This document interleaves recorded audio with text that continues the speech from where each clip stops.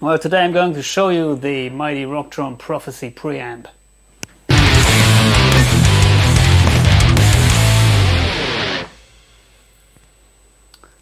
You may know the Rocktron preamps, which are quite famous.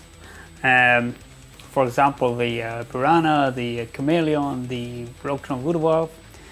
And one of the latest ones, which is discontinued, but anyway, it was one of the last products. I think it was the Rocktron Prophesy. It came with another plate. It was called Rocktron Prophesy 2, but this is the Prophesy 1, Mark 1. And in my opinion, the Rocktron products, they can sound really good. And there are a couple of things which are unique about these products, although they're quite old. For example, the Voodoo Valve or the Chameleon, I think they're from the 90s, and this one is from maybe from the early 2000s. Megadeth are playing this one on their, I think the live DVD. You can hear this thing. The live DVD one night in Buenos Aires or whatever it's called, and as far as I know, they boosted it with a Digitech tone driver, and it always sounded kick-ass. I saw them a couple of times live playing this thing, and also it comes with Dave Mustaine's signature presets. But anyway, I will try to get my own sound from this thing.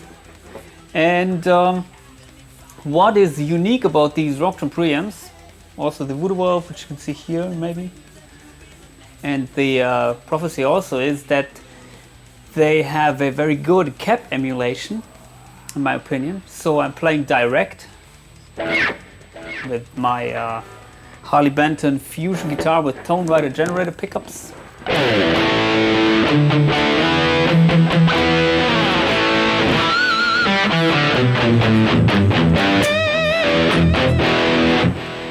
And they don't have IRs, it's just a cap emulation where you can change the microphone position a little bit.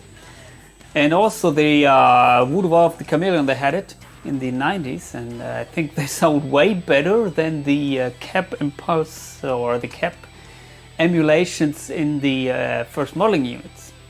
In fact, better than everything except the ones that came then with the XFX Mark 1 or Mark 2 when it came out, maybe the Mark 2. And I can understand why people are playing these Prophecies direct.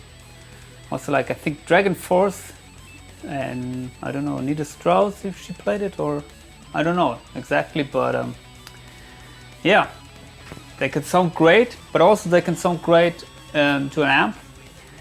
And so the cap emulation is one big benefit of these things. And another big benefit is that it has a one EQ in front of the distortion, so a pre-EQ and also post-EQ. And for those of you experts who are watching my videos, pre-gain equalization is very important to boost your amp. Usually that is what people are doing with the boost pedal. They raise some frequencies before the amp, so before it hits the gain stages. In post equalization, it's basically to shape the overall tone. So these things, they come with both equalizations, pre and post gain. And so it's basically everything you need. You don't need a boost pedal, or you don't need an equalizer after the preamp. It comes built in. And what else? It comes with an effects section. The effects sound quite good, but of Of course, these things are old, so you can see here the old digital display. It's a little bit difficult to dial in, so that is the reason I think why many people are struggling with these things, because if you don't know what each parameter does, then you're lost with this thing. It doesn't come with a decent PC editor or something. It's MIDI switchable, and yeah, so let's check out some sounds. This is my lead sound, and it comes with 4 different amp models. So currently I'm in the vintage British mode, and here's the sound.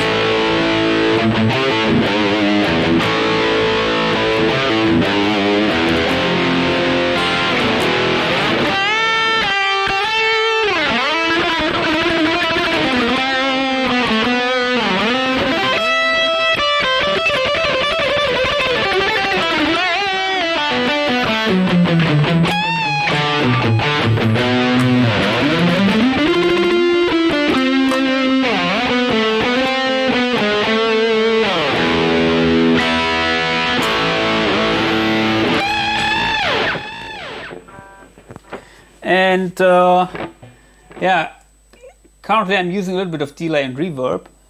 And what else? Yeah, I'm using the pre-equalization. I'm cutting the 80 Hertz, everything below 80 Hertz, and also I'm boosting the 800 Hertz, about 5 dB. And the post gain equalizer I'm also using, cutting a little bit of the 800 Hertz, which I was boosting in front of the amp. Then after the distortion happening, I cut it out a little bit, and also I dialed back some bass. I'm using a delay with spillover turn on. I don't know, it's maybe not stereo, or I don't know. Okay, you can control the pan and also the left and the right amount of the delay, which is yeah, a little bit difficult here. And also you can gate the delay. What will happen if you turn the gate on the delay?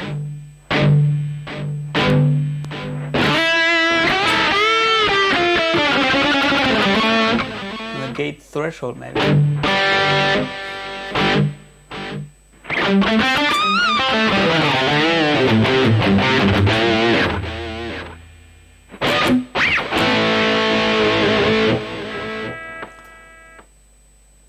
And the speaker emulation, I'm using the 12-inch speaker emulation. It has also 8-inch emulation, 10-inch. 10-inch sounds also nice. But of course 12 inches is maybe the one you know from your 4x12 cabinet. Mic position is now at 0. And reactance is also at 0. If I change the mic position, maybe you can hear the difference.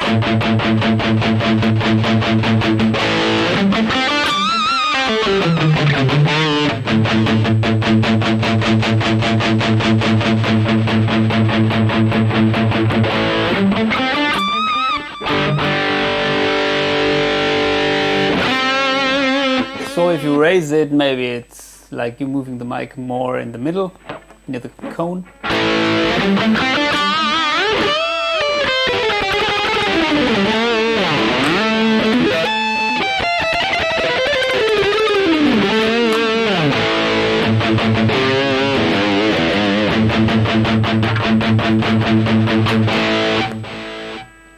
It has also phaser, compressor, tremolo, which I don't know if you are interested.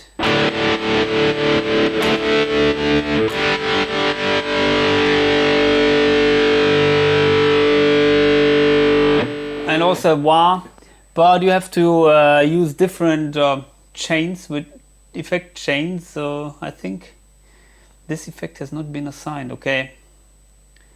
somehow you have to assign it here. Ah yes, you have effect slots, post effect, and maybe let's add a chorus here.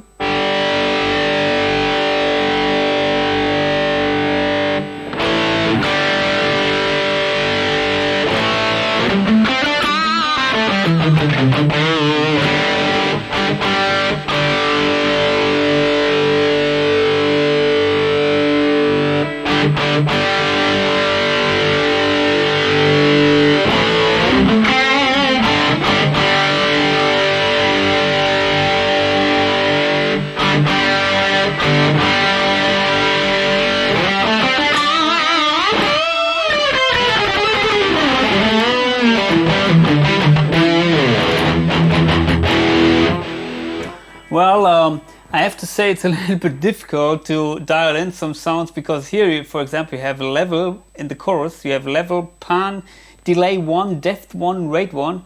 Depth and rate is maybe something you know from choruses. Delay is, I don't know, what is the delay in a chorus effect. The level is also, of course, usually if you were having a mix parameter, then you could set the mix, the amount of the effect signal to the dry signal.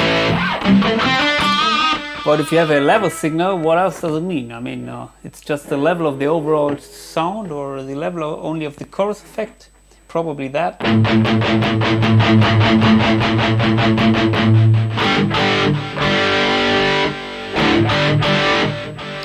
So save this.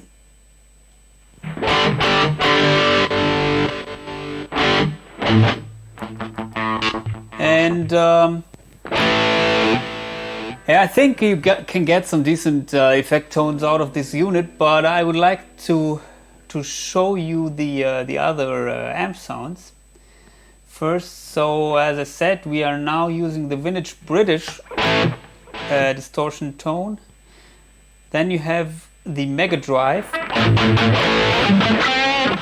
This is more or less American sounding, or supposed to sound more American.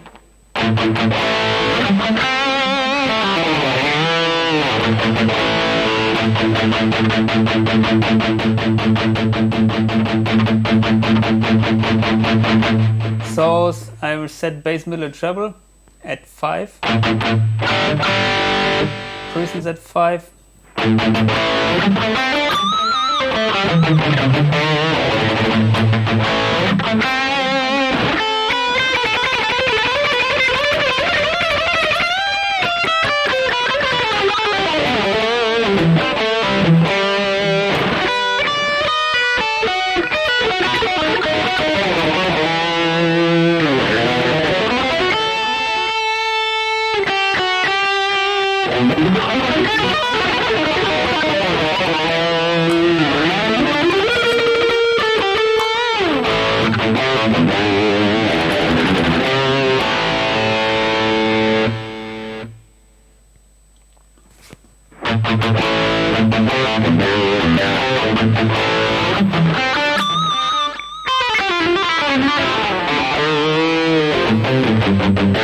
Sounds similar to my sound with the newer DSP quad cortex.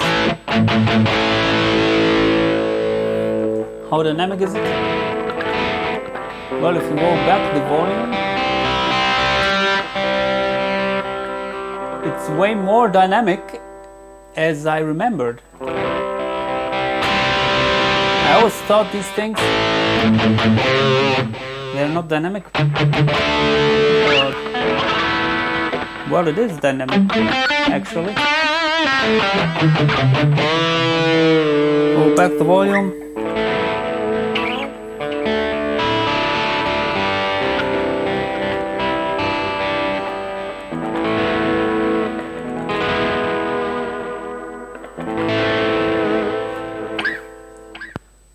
Where do we have the chorus? Rotary has not been assigned. Okay, chorus also not assigned. It's a little bit annoying that you have to assign always the effect in an effect slot but anyway.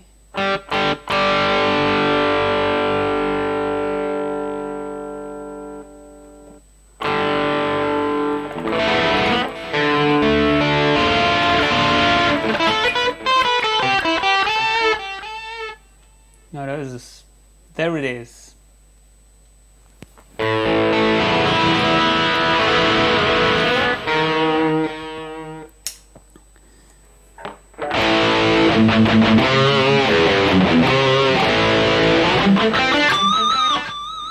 Let's add a little bit more reverb. Hall A, Hall B, Stadium. Oh, that sounds great. Stadium.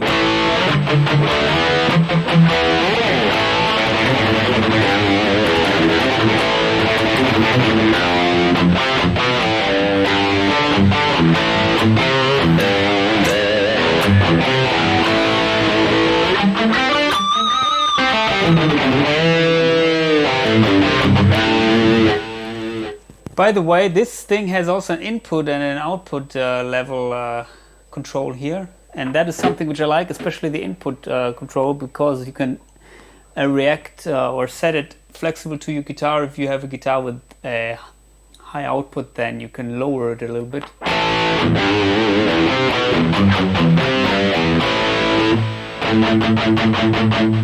And yeah, let's turn off maybe the pre-EQ, and then let's see how the amp sounds by itself. And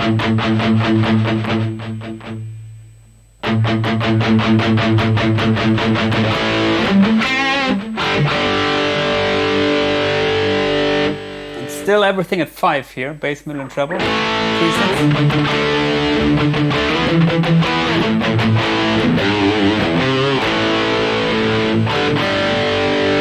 Let's move the sound a little bit.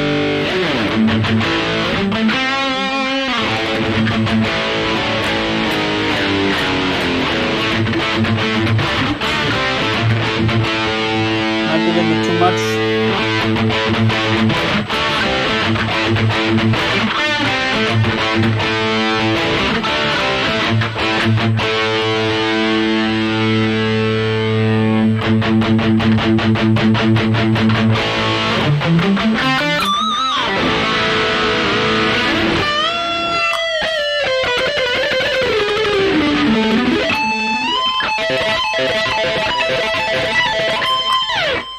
Still the chorus is turned on.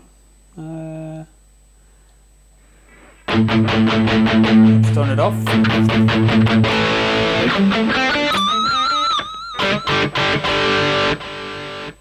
Select destination preset.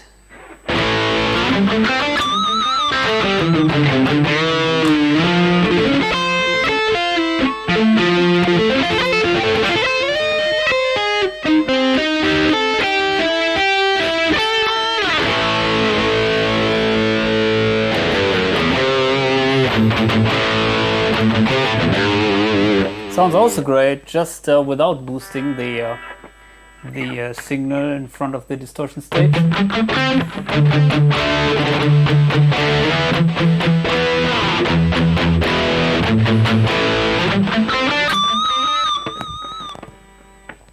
What else do we have?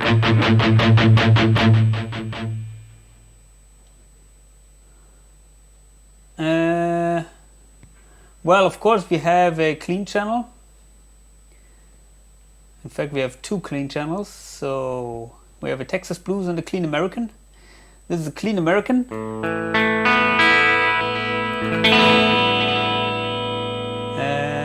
Let's set everything back to 5. Bass to 5, mids to 5, treble to 5, presence to 5.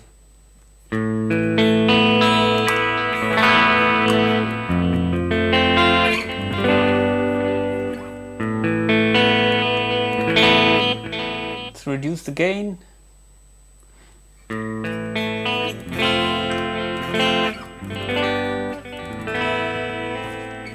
think here we should turn on the chorus.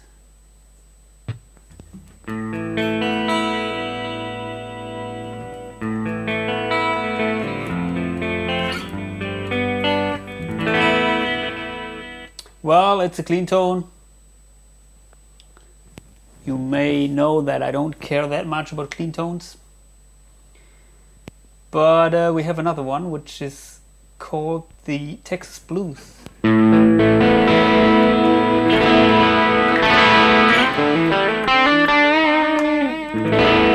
Well, it's not that clean.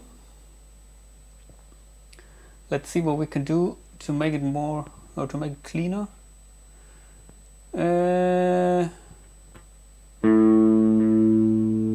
Maybe reduce the gain.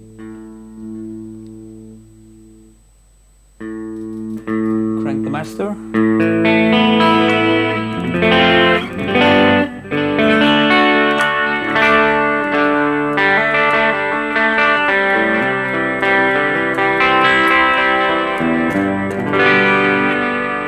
Turn off the chorus, and we will use a little bit of tremolo.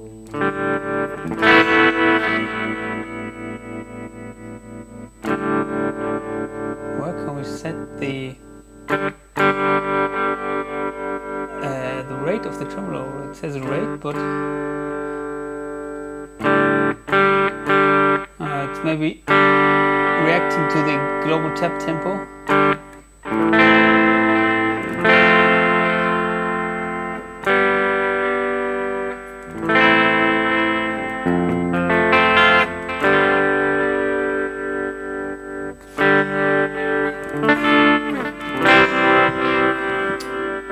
Well, who gives a shit about tremolos?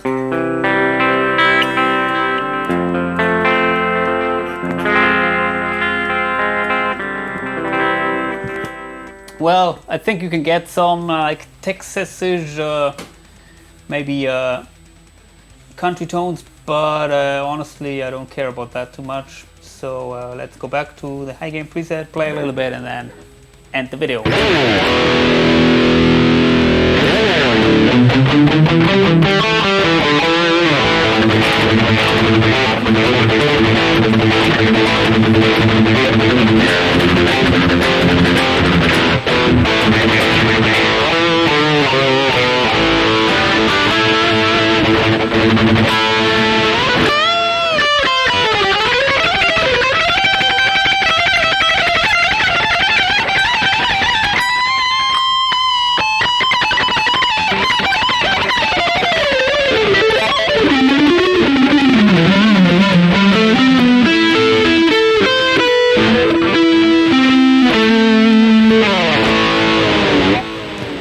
So yeah, if you cannot afford the XFX or the Digitech GSP 1101, this one is maybe a good choice for you. At least if you know the parameters of the effects by heart. And yeah, it's very flexible, MIDI controllable. It sounds also kick-ass with a conventional set and a power amp and a 4x12. Maybe I will show you that in another video. But it's also sounding great if you're playing direct through the PA because of the built-in speaker emulation. Well, that's it from me. I hope to see you soon. Bye.